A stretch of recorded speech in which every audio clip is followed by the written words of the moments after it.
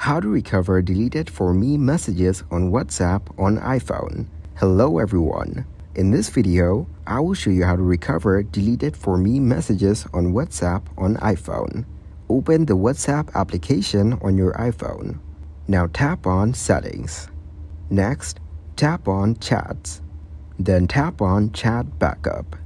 In the backup settings, you will find the option for auto backup. Choose your preferred frequency for backups, such as daily, weekly, or monthly.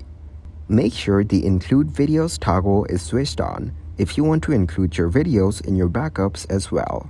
Finally, tap on Backup Now to initiate the backup process and recover any deleted messages. Thank you guys for watching this video. Hope you got some value. Make sure to like the video and subscribe to the channel to get notified of new videos.